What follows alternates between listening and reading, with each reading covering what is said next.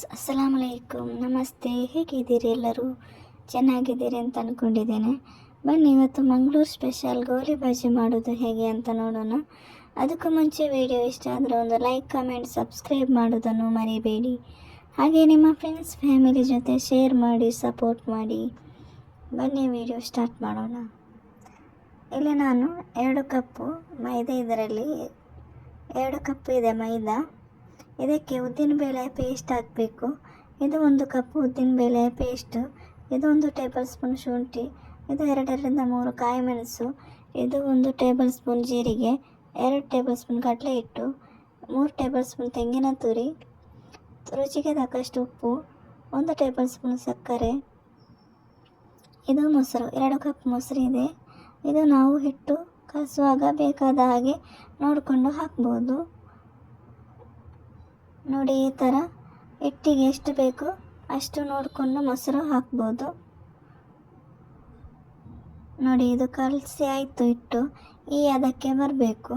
ಹಿಟ್ಟು ಈ ಹದಕ್ಕೆ ಬರಬೇಕು. ಇನ್ನು ಇದನ್ನು 3 ಗಂಟೆ ರೆಸ್ಟ್ ಮಾಡಲಿಕ್ಕೆ ಇಡಬೇಕು. ಈಗ 3 ಗಂಟೆ ಆಯಿತು ರೆಸ್ಟ್ ಮಾಡಿ, ಆಗಿದೆ ನೋಡಿ. ಇನ್ನು ಇದಕ್ಕೆ 1/4 ಟೀ ಸ್ಪೂನು ಸೋಡಾ ಹುಡಿ ಹಾಕಿ ಇದನ್ನು ನೀರು ಮಾಡಿ, ಈ ಥರ ಚೆನ್ನಾಗಿ ನೀರು ಮಾಡಿ ಇದರ ಮೇಲೆ ಹಾಕಬೇಕು. ಈ ಥರ ಚೆನ್ನಾಗಿ ಹಾಕಿ ಚೆನ್ನಾಗಿ ಇನ್ನು ಮಿಕ್ಸ್ ಮಾಡಬೇಕು. ಈ ಥರ ಚೆನ್ನಾಗಿ ಮಿಕ್ಸ್ ಮಾಡಬೇಕು. ಮಿಕ್ಸ್ ಮಾಡಿ ಈ ಥರ ತೆಗಿಬೇಕು. ಬೆರಳಲ್ಲಿ ಈ ಥರ ತೆಗೆದು ಎಣ್ಣೆಗೆ ಹಾಕಬೇಕು. ಎಣ್ಣೆ ಬಿಸಿಯಾಗಿದೆ.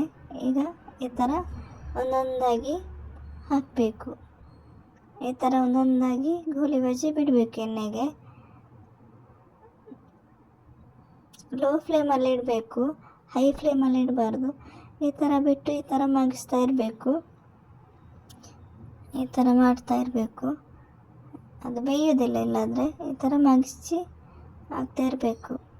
ಕೈ ಆಡಿಸ್ತಾ ಇರಬೇಕು. ಅದು ಕರೆಕ್ಟಾಗಿ ನಿಲ್ಲೋದಿಲ್ಲ ಅಲ್ಲ, ಅದಕ್ಕೆ ಈ ಥರ ಗೋಲ್ಡನ್ ಕಲರ್ ಬರಬೇಕು. ನೋಡಿ, ಚೆನ್ನಾಗಿ ಬಂದಿದೆ. ಈ ಥರ ಗೋಲ್ಡನ್ ಕಲರ್ ಬಂದರೆ ಆಯಿತು. ತುಂಬ ಹೆಲ್ದಿಯಾದ ಟೇಸ್ಟಿಯಾದ ಗೋಲಿ ಬಜ್ಜಿ ರೆಸಿಪಿ, ಮಂಗಳೂರು ಸ್ಪೆಷಲ್ ಅಂತ ಹೇಳ್ಬೋದು. ಇದು ತುಂಬ ಚೆನ್ನಾಗಿ ಬಂದಿದೆ ಗೋಲಿ ಬಜ್ಜಿ. ಒಮ್ಮೆ ಟ್ರೈ ಮಾಡಿ. ನಿಮ್ಮ ಅನಿಸಿಕೆ ಅಭಿಪ್ರಾಯಗಳನ್ನು ಕಮೆಂಟ್ ಬಾಕ್ಸಲ್ಲಿ ತಿಳಿಸಿ. Thank you for watching.